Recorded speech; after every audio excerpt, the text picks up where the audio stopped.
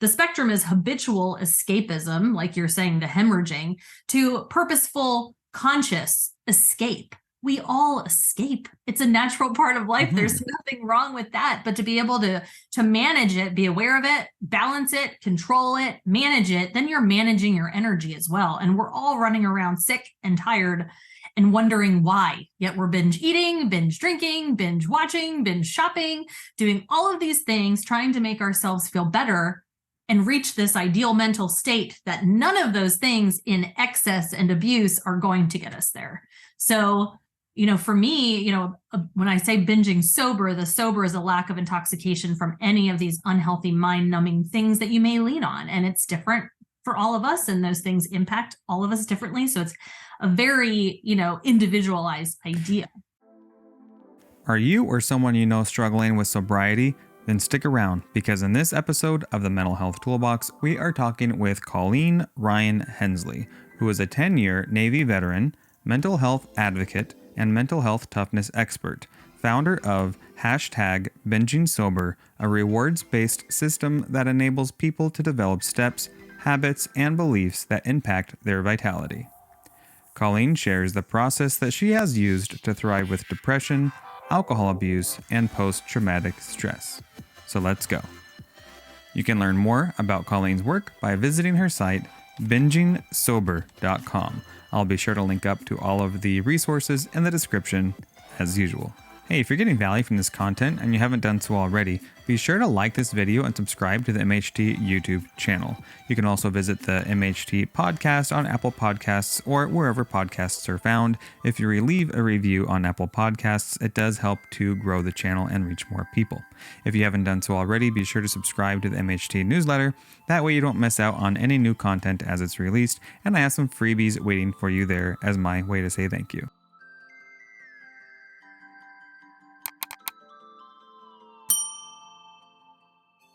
Welcome, Colleen, to the Mental Health Toolbox. Thank you so much for making time to be on today. First of all, thank you for your service. And I love the work you're doing around sobriety. And I'm excited to dive in and hear more about your journey, which I know is multi-layered and multifaceted, and all of the nuggets of wisdom you've gleaned from your experience to share with our listeners on how to leverage personal development tools and skills to thrive and maintain sobriety. So let's do it. You want to share a little bit about yourself and what you're about and what you have to share, your experience? Of course. Well, first of all, thank you so much for having me. And it was totally my honor to serve in the Navy, the world's greatest Navy. I got out 12 years ago. So I'd been in for 11. I've been out longer, which seems insane to me. It's like a totally different lifetime ago. Yeah, I bet. My background is in performance psychology. I got interested in that in the military. I recently developed a program called #Binging Sober that I developed from a process that I've been using for 2 decades inside and outside of the Navy. Now, I formally developed it recently because I healed.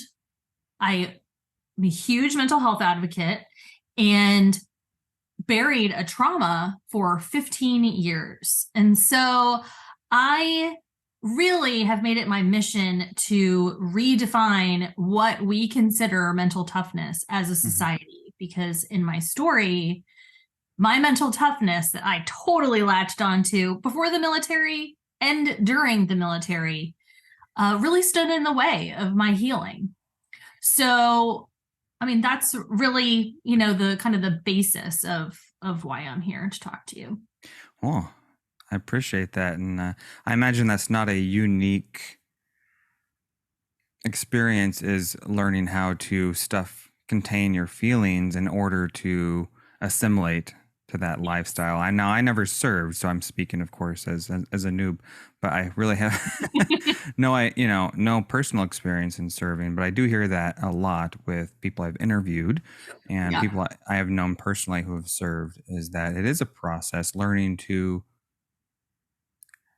have thin skin again after you get out, right? To not be as guarded, to honor your feelings and open up to people and trust other people too with those feelings, right? Because again, I can't speak from any personal experience, but I could understand there's a certain mindset you have to get into in order to thrive in that type of environment.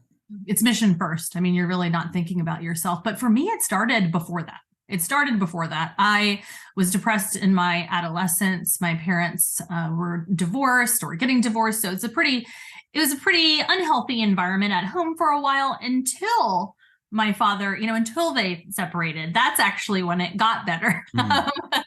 And then my grandfather, who served in the Navy, as you and I were just talking about, he really inspired my Navy service. So I always wanted to join the Navy since I was a little bitty listening to his sea stories.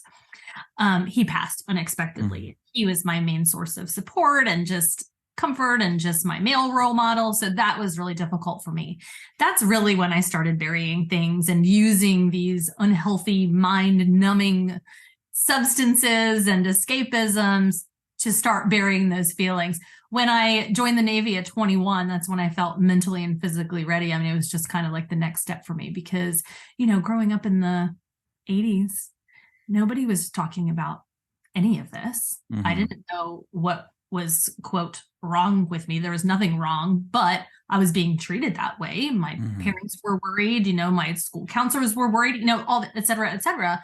And it was more of this rub some dirt on it and get back in the game type of mental toughness, which I totally understand. It's necessary to, thrive during stressful situations and during challenges. Of course, this resilience is important, but I'm sure I don't have to tell you that a lot of times during those stressful situations, there's residual energy, there's residual feelings, there's things that we've been taught to as a society, not even just the military. I mean, the military just kind of takes it one step further, but as a society, we're not used to talking about things. We're not used to embracing this entire half of the spectrum of emotions and pain and discomfort and trauma. We're not used to embracing it as a just natural part of a whole life yet. I think we're on our way. But that's what I mean when I talk about redefining mental toughness, to not just include the resilience portion, but go back to the feelings that were left behind, go back to that experience and process it later. Make sure that you do, because that's the kind of stuff that then leads to all of this habitual escapism that we're all experiencing. I believe it's the number one threat to our mental health as a society, is all of these things that we have access in excess. There's so much of it, and it's distracting us from living our real lives. And what triggers that a lot of times are those feelings that we left behind because we're not used to going back and dealing with them. I agree 100%. And I would even go a step further and say that even outside of maybe vices, right? Just having protected time to have quiet, peace, time to think, time to be with ourselves is kind of a challenge, right? Because there's so many things competing for our attention, which add to the stress, other stressors, right? That could also lead to escapism, further escapism, right? Downward spiral. And so many people I talk to, so many clients I've dealt with, one of the main complaints I have is the racing thoughts before bed, the anxiety at bedtime. Why is it always at nighttime? And, it almost always points back to the fact that there's not enough quiet time for the brain during the day to decompress, to process. Exactly. And that's like that self-connection comes before the self-regulation that a lot of people are lacking, that also, contributes to that spiral of escape. And that spiral, I keep saying it because I'm sure you've seen it in all of these stats on mental health and suicide, the downward spiral. They were caught in a downward spiral. Well, that takes all of the power and all of the responsibility off of that person. And so it's so important that we do own, exactly like you're saying, take the time, make the space, and reflect. Right. And be able to develop that willpower that then gives you more peace throughout your day and the ability to control and manage these distractions that are just overwhelming. If we don't control them, they're controlling us. Absolutely. It goes back to that frame of mind, that an ounce of prevention is worth a pound of cure. Yes. Right. takes so much longer to recover from burnout, which I know is kind of a catchphrase these days, but burnout's a real problem. Gosh. And that's why it's getting so much attention, and for good reason. But it takes a lot longer to recover from burnout or addiction than it does to maintain mental health incrementally, right? Yeah. Consistently. Yeah. Would you, because from my perspective, I've been asking a lot of experts in mental health lately, like, do you feel like there is a place for and I guess like the space and the access, and do you feel like proactive, preventative mental health is a thing yet? Or do you feel like you see a lot of people in crisis and that's it? I feel like it's definitely a thing, but I feel like it's been packaged under different labels. Life coaching and right. Which is why if you remember about 10 years ago, because the word mental health has so much stigma wrapped around it, so taboo, that's when you started seeing these wellness centers pop up. True. Wellness is a lot more an acceptable term, such as mental toughness, than when we say mental health, right? Mental health, oh, there's something wrong with you. Right. Now it's getting cooler to see a therapist, but that wasn't always the case. And it's for a lot of people and a lot of populations, it's still very stigmatizing. And there's still a lot of friction. And to make matters worse, people don't realize, who haven't tried to work on themselves, at least formally, is that it's not as simple as picking up a phone and saying, oh, I'm ready to see a therapist now. Right. Oh, I can see you in 6 months. Right. 3 months. Yeah. Oh, what do you mean it takes 3 months to see a psychiatrist? And so access to care, even, and in spite of the pandemic, which is horrible, right? It has opened up a lot of doors to access to care via telehealth. But even with that, now that everyone's on board with telehealth, it's still a supply and demand issue. And so, the work you're doing is crucial, because it's raising more awareness around personal hygiene, mental hygiene, self-care. It's not just as simple as, go talk to someone or process your feelings. It's a holistic approach, and we have to take a very proactive approach when it comes to taking care of our mental health, because it's not something else that's going to get fixed overnight by somebody else when you're ready. Yeah. And that's with fellow veterans that I've talked to, with, a lot of the residual or maintained stigma. A lot of it is, frustration, or these, I hear these stories of suicide around, veterans, et cetera, that they were trying to, or working toward getting the help, but it was, quote, too late. And that's, there's my point. Like, you're waiting. We are. I'm not saying, one particular person. I'm saying, as a society, we're waiting too long to be proactive, or be, or being corrective, or trying to be corrective. And then when you're in crisis, oh my gosh, now it's like, wait, now it's super frustrating to wait 3 months for an appointment. That, it's just, that's my hope for this program, is that it can inspire like this adventure that I've discovered is all of this, is mental health hygiene, like you said.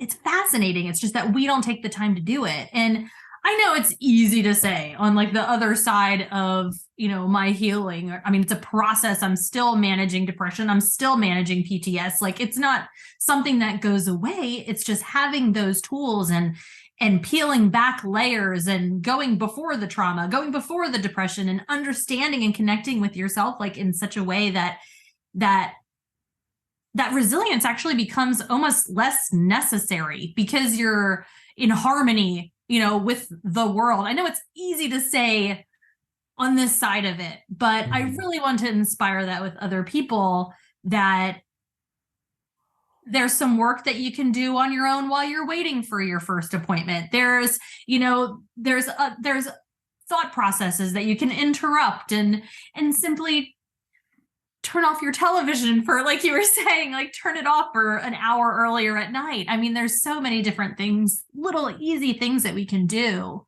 to start creating that space.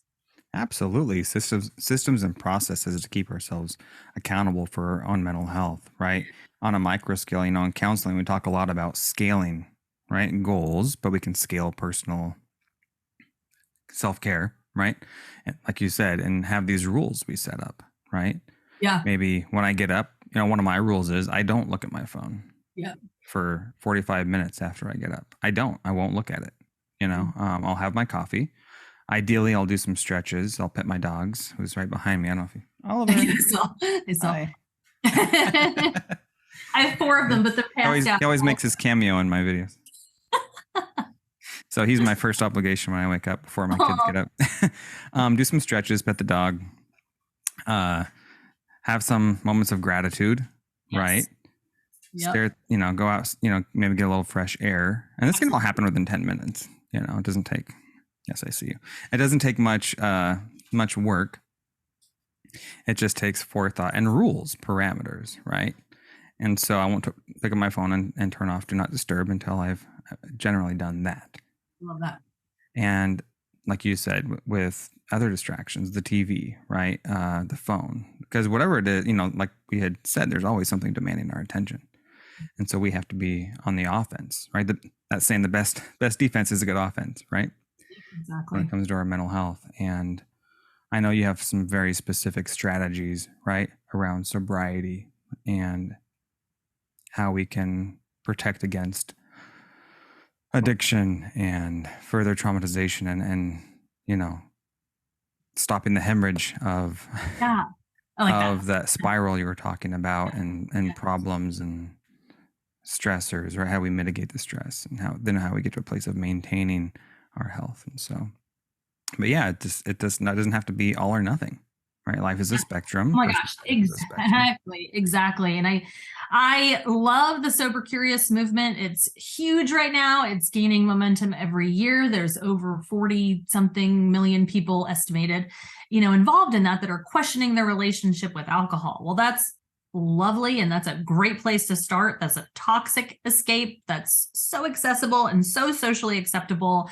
And I do not believe in 100% abstinence. I know that there are people that need to do that. And that's true. That's on the one end of the spectrum. The spectrum is habitual escapism, like you're saying, the hemorrhaging, to purposeful, conscious escape. We all escape. It's a natural part of life. There's nothing wrong with that. But to be able to manage it, be aware of it, balance it, control it, manage it, then you're managing your energy as well. And we're all running around sick and tired and wondering why. Yet we're binge eating, binge drinking, binge watching, binge shopping, doing all of these things, trying to make ourselves feel better and reach this ideal mental state that none of those things in excess and abuse are going to get us there. So, for me, when I say binging sober, the sober is a lack of intoxication from any of these unhealthy, mind-numbing things that you may lean on. And it's different for all of us, and those things impact all of us differently. So it's a very, individualized idea. Could you say more about that? Because I think that maybe that power term there is intoxication, right? That's kind of the qualifier, right? Yeah. We don't see a lot of these things as intoxicating. And just having the awareness around what that means for you, there's a point, just that awareness, like, hey, maybe I should question my relationship. For me, this is where #binging sober was born. I had a very unhealthy relationship with alcohol starting in my teens, in the Navy and in society in general, like I was saying, very socially acceptable. It's toxic. It's not ever going to be not toxic. Like it is a toxic escapism. And so once I started to manage that with support and question it and look at it, then it became, and I was a binge drinker. I mean, I would go weeks, months, but then I would binge drink and feel terrible, and which is, also not healthy. And so once I started to manage that, and there were things underneath of it, then I was discovering that I was just overusing other things that were making me feel intoxicated. And when I say intoxicated, I think that there's something that we are all searching for when we lean on these things. This, like I said, ideal mental state, whether or not we're conscious of this or not, but you're obviously reaching to feel better, in some way in that moment. And so that would be sobriety in the case of hashtag binging sober, is that lack of intoxication. In my experience in having practiced this for years and years, and like I said, formally developing it over the past 2-3 years, it takes a sober binge is 24 hours. That's it.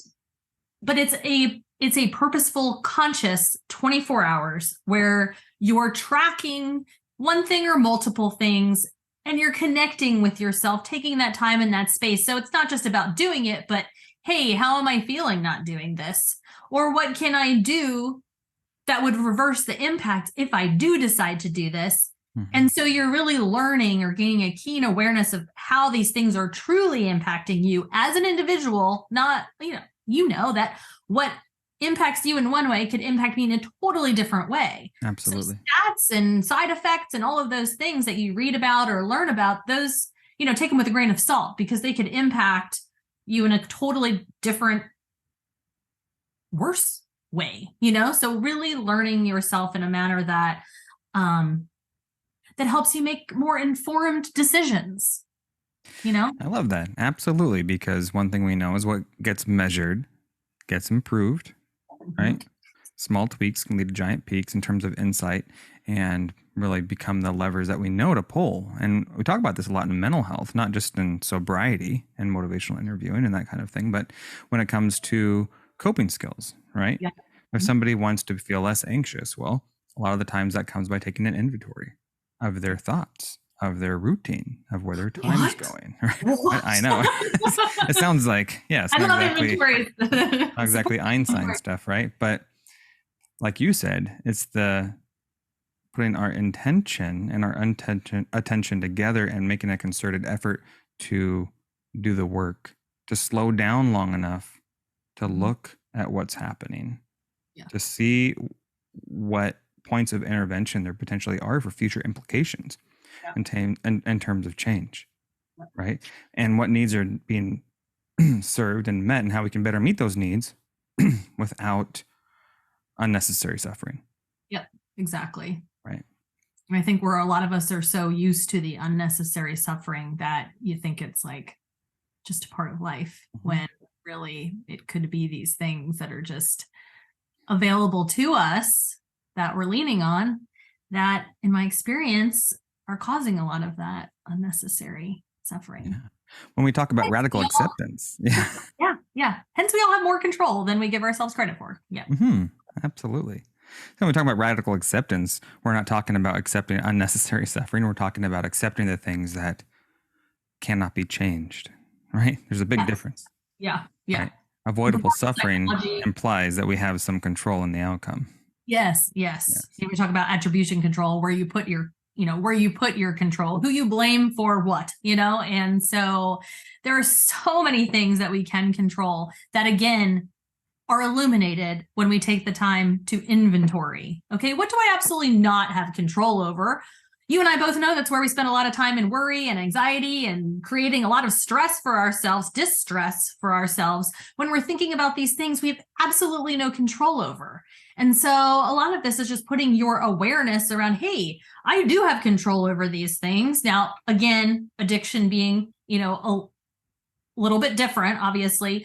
But I do have control over these things. And if I use all of my energy, stop draining my energy on these things that I can't control, I can use all of 100% of my energy, whatever that level is in a given day. Doesn't matter, because it'll grow over time when you just start using that energy to focus on the things that you can control. Absolutely. We all have so much gas in our tank and so many hours in a day, right, to allocate. Yeah. And it's easy to give away our power to things that don't return that investment. Yeah, right. Exactly. They are not a good investment to begin with. Yep. Right? And then we're tapped out and we don't have what we need to allocate toward the other things, right? And that's how things snowball, Yeah. right? In terms of stress. Yes. Yeah. Yeah. That's where the point system comes in. Tell me about that. I was going to ask you. Now, let's go ahead and dive into the tactics now that we've talked a lot around the theory, right, of Yeah. mental health, right? Let's get into the brass tacks of what binging sober is, because you've spent, quite, I'm sure, a lot of energy in developing this into a fine-tuned program and for its efficacy, right? Yes. And so let's talk about that. It involves a point system. You've touched on Yes. that. So you can tell us more about that? Well, it's everything we've been talking about. You're really building a lot of awareness, control, and balance of these things by taking personal inventory, by being comfortable with looking at what kind of things are cueing you internally, externally to use these things. So in the end, you come out with a blueprint of, okay, well, this thing has this escape or escapism. And I say both. Oh, sorry, my dog is crying. When you say, I say both because an escapism is the unhealthy version. There are natural escapes, and I can argue there are way more natural escapes that we were talking about earlier. Gratitude. Oh my gosh, it's so simple, but it is. It's a meditation, yoga, gardening, anything that you find flow in as an individual. There are so many things, creative expression, movement, et cetera, that give us the energy back, give us more fuel. And so the point system is about really developing awareness around how these escapisms impact me. There are toxic escapisms. There are potentially toxic escapisms where these are the things like social media, television, shopping, all of these things that aren't inherently toxic, that involve chemicals like food preservatives, alcohol, illicit drugs. Those are separate in a way. And so these potentially toxic escapisms are the ones that we have so much access to, especially after the pandemic. They become, there are 817,000 shows streaming on television right now. Wow. And that number, mind-blowing. And here I can't decide what to watch, I wonder what. Too many choices. I know.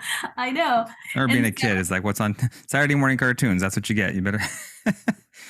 Yeah, no choice. I'm glad that you said that, because I talk to a lot of clients and a lot of people who, want to talk about their teenagers and how they're abusing these escapisms and how it's impacting them and their, ability to be responsible and driven and motivated. And a lot of those people, need that aha moment that they're not really paying attention to what they're doing. So a lot of times what can turn it around is this comment of, when I was little, we used to play outside until dark.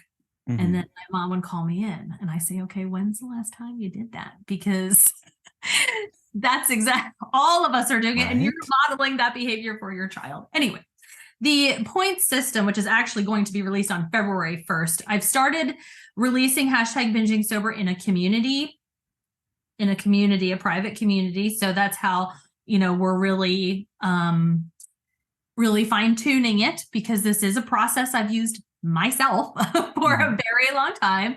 So working closely with the community to tweak the actual, lessons and exercises and those types of things. And then the point system is released on February 1st to my website, bingingsober.com.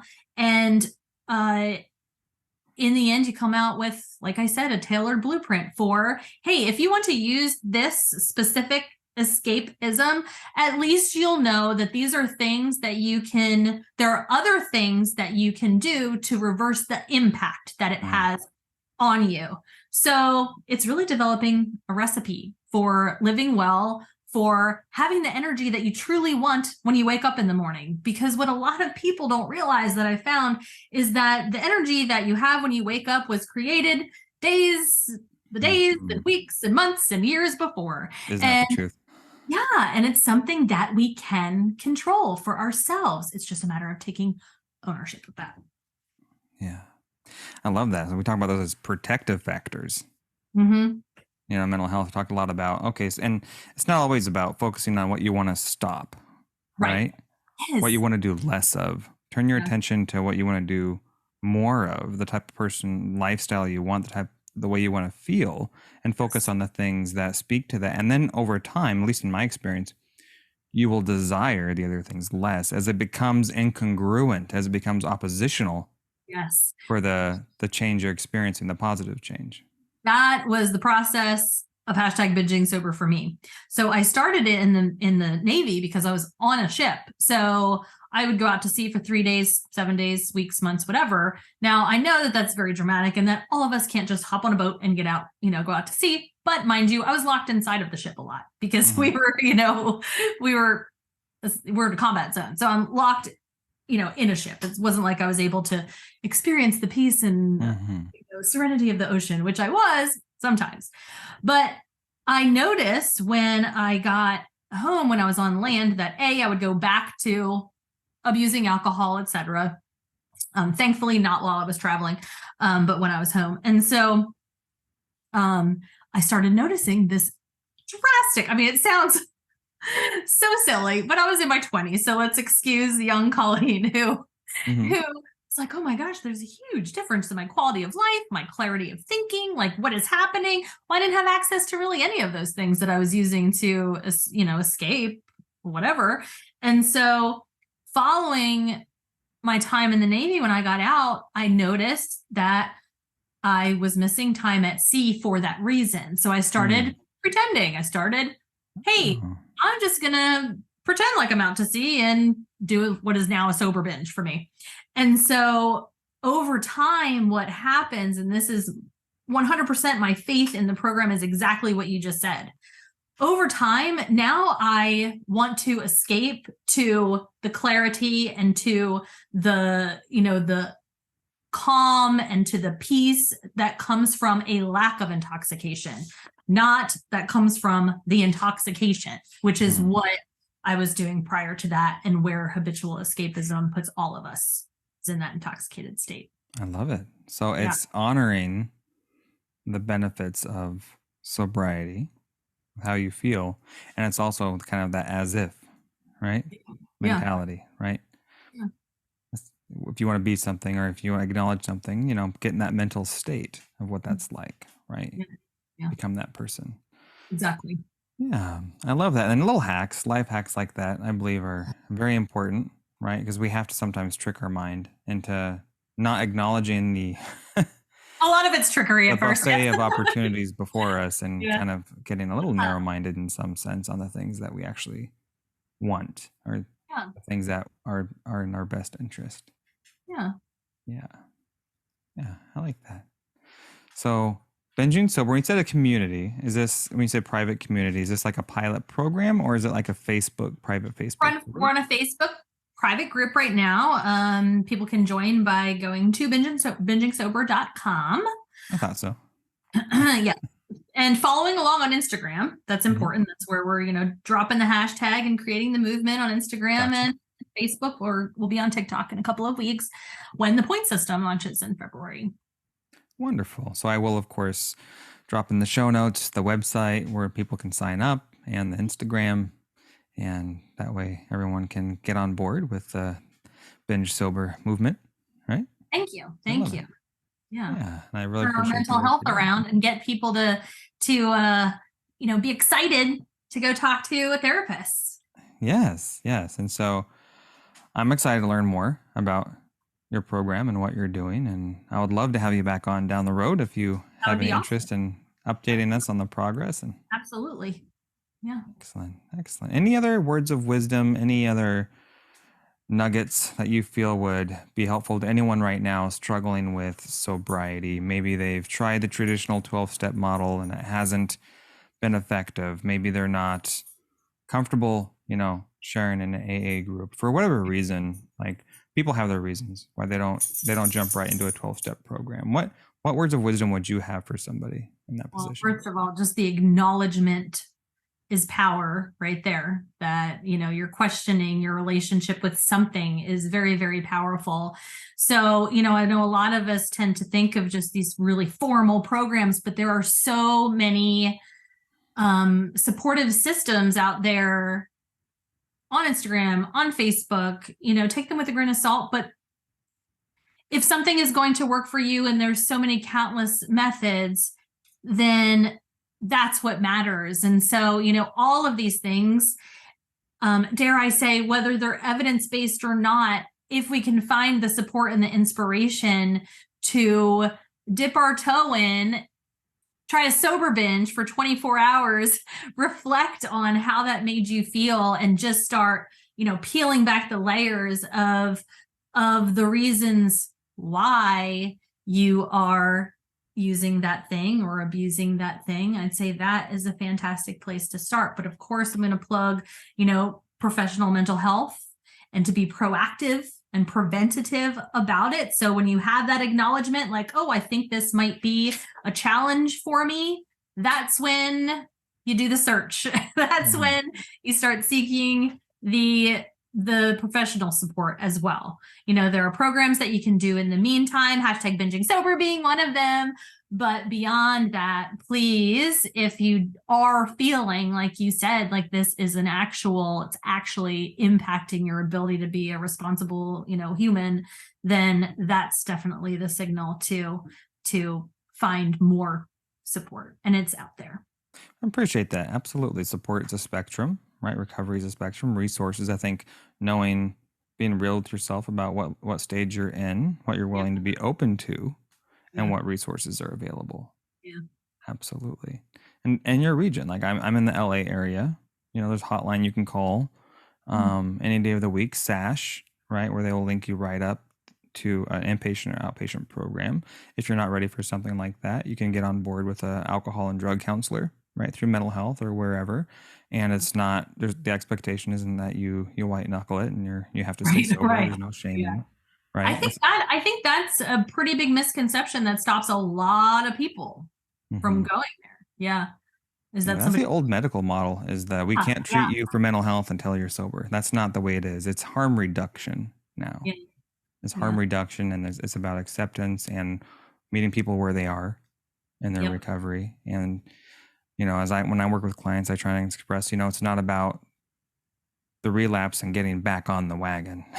You fell off and you're starting back from scratch. It's what did you learn from that last relapse? Like you were saying, document your periods of sobriety. And then as a reminder for yourself that when you are tempted to use,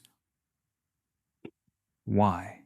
Yeah. Right? What is it costing you? Or what shifted for you? What triggered you? Right? What are you running from, per se? Right? Yes. What are you documentation. And of course, obviously, you need to be aware first, but then the documentation is number 2. Yeah. Which is why I think 12-step is so popular with, because it's forced. It's a forced part of the program, right? Yeah, that's true. Nobody likes the interpersonal inventory, right? Oh my gosh, I love it. Data. Yeah. Data. But data. Data. And data's not always fun, which is why nobody likes to do a budget. Or taxes. It's tax season. And we procrastinate, myself included, on that stuff because it's not fun to document. I don't tell my clients to journal unless they love it, because I don't like to journal. Yeah. It feels like work. But I am a fan of tracking in some form or fashion, be that lists, be that bullet points, be that on your calendar, be that I've used emojis before. Emojis, yes. There's so many different ways. Whatever you feel could work for you, that's what could work for you. It doesn't have to fit this little mold. Could be digital. It could be like a little notebook like this. Yep. Could be a recorder on your phone. There's so many different options. Little index card you keep in the front to remind you of what's important every day, right? Your to-dos, whatever. Just something simple. It doesn't have to be complicated. Yeah. Whether it be sobriety, mental health, personal development, fitness, diet, it's all the same, really. Yep. Just change takes work. Mm-hmm. And time. Change is hard. Hard stuff, because it requires us to dig deep, be compassionate with ourselves, which is hard. I feel like it's harder to forgive ourselves and be compassionate than it is with other people, even when we don't hit our goals. And I think that's why goals scare people, because on the opposite side of that, if they don't meet their goals, which none of us do, if our goals are probably where they should be, which is outside of our comfort zone. Yeah, true. There's going to be disappointment. There's going to be the potential for self-shame, because our brains are programmed to focus on the problem, is the negative, the threat, the fear, the consequence, right? We're conditioned that way through object relations. And so it's very easy to get down on ourselves. And so I think a big part of change is focusing on how we think about change. Yeah. How we think about goals, right? Goals are not meant to be achieved. They're meant to set a pace and a direction and something to measure. Yeah. With a Y on the other side. Yeah. Those routines that you've got to look out for. Yes. Yep. The process involved in the goals. Yep. That's right. And so I'm sure you talk all about that in your program, and more than happy to check it out. And hope, anyone listening or watching, to this episode, please do head over there and sign up so you can learn more about the Binge Sober movement, and as well as on Instagram. So I'll link up to all of that.